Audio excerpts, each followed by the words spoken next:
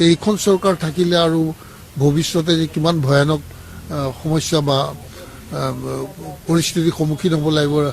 অসমৰ ৰাইজ আজি অলপ উপলব্ধি কৰাটো উচিত আৰু উপলব্ধি কৰি আগন্তুক নিৰ্বাচনত ৰাইজে বহুত ভাবি চিন্তি যদি সিদ্ধান্ত লৈ এইখন চৰকাৰক মানে ক্ষমতাচ্যুত নকৰে তেতিয়াহ'লে অসম গভীৰ অন্ধকাৰত ডুব যাবগৈ তাত কোনো সন্দেহ নাই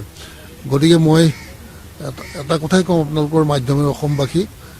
সজাগ হওক সচেতন হওক এইখন চৰকাৰ থাকিলে আৰু ভৱিষ্যতে যে কিমান ভয়ানক সমস্যা বা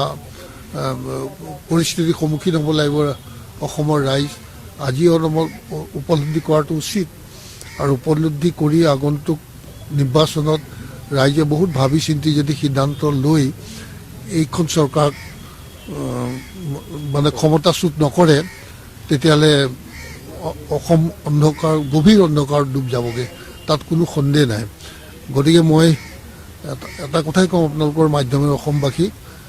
সজাগ হওক সচেতন হওক এইখন চৰকাৰ থাকিলে আৰু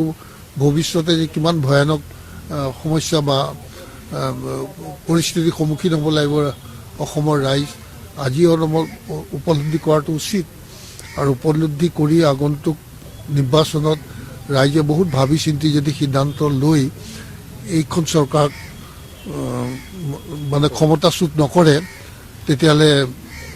অসম গভীৰ অন্ধকাৰত ডুব যাবগৈ তাত কোনো সন্দেহ নাই গতিকে মই এটা কথাই কওঁ আপোনালোকৰ মাধ্যমেৰে অসমবাসী সজাগ হওক সচেতন হওক এইখন চৰকাৰ থাকিলে আৰু ভৱিষ্যতে যে কিমান ভয়ানক সমস্যা বা পৰিস্থিতিৰ সন্মুখীন হ'ব লাগিব অসমৰ ৰাইজ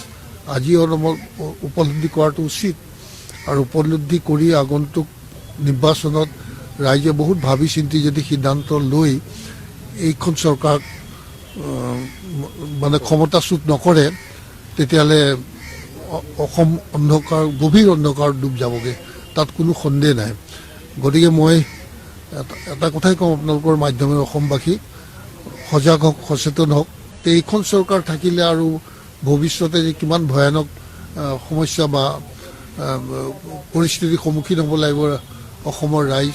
আজি অলপ উপলব্ধি কৰাটো উচিত আৰু উপলব্ধি কৰি আগন্তুক নিৰ্বাচনত